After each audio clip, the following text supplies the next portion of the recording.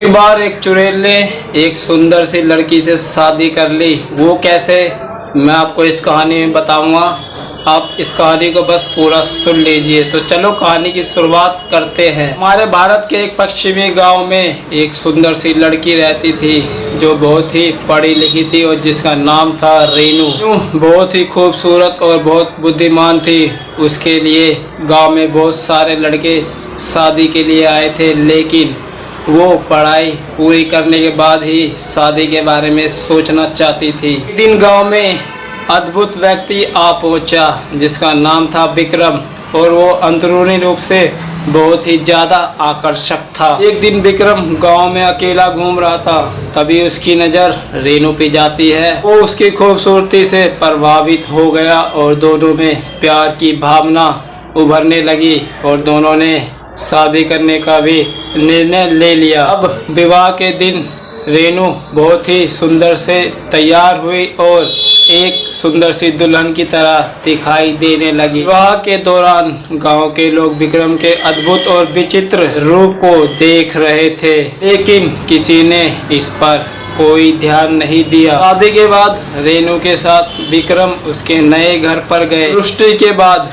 रेनू को रात में अनजाना सा महसूस होने लगा था। कुछ रेनू को विचार आया कि विक्रम अब कुछ अलग अलग सा लगने लगा है। रात के बाद जब वो सुबह उठी तो विक्रम ने उसे कुछ भी नहीं कहा और उसकी आंखों में कुछ अलग ही चमक सी दिखाई दे रही थी। कुछ दिनों बीतने के बाद रेनू को एक संदेश मिलता है जिसमें लिखा होता है कि तुम बच जाओ, विक्रम एक चुड़ैल है। रेनू को उस संदेश पर लिखे बात पर बिल्कुल भी विश्वास नहीं हुआ, लेकिन उसके मन में एक स्थायी भय उभर आया। रेनू ने उसकी व्यवहार देखना शुरू किया और वो आदत से आदत में बदलना शुरू कर दिया था। एक रात रेनू की अचानक से आँख खुल जाती है, तब वो विक्रम पर ध्यान जाती है और वो देखती है कि विक्रम पूरी रात खिड़की से बाहर देख रहा होता है और उस रात रेनू को भी नींद नहीं आ रही होती है। एक दिन रेनू ने ये निर्णय लिया कि ये विक्रम रात को जाता कहाँ है, इसके पीछे जाकर देखना होगा।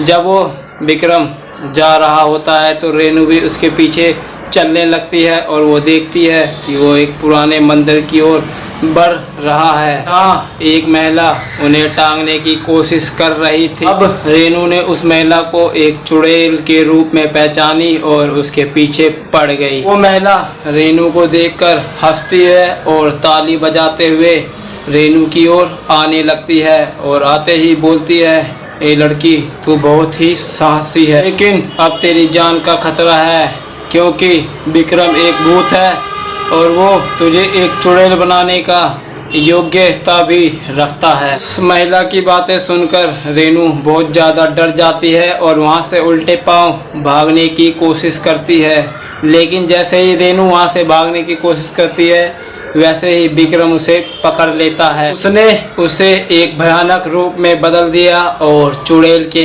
आंगन में ले गया। सभी चुड़ैलों ने रेनू को जमीनी सेविका बनाने की कोशिश की, लेकिन रेनू के मन में अभी भी वीरता की आग जल रही होती है। उसने चुड़ैल को धोखा दिया और अनजाने में उसे एक पाठशाला में फंसा दिया।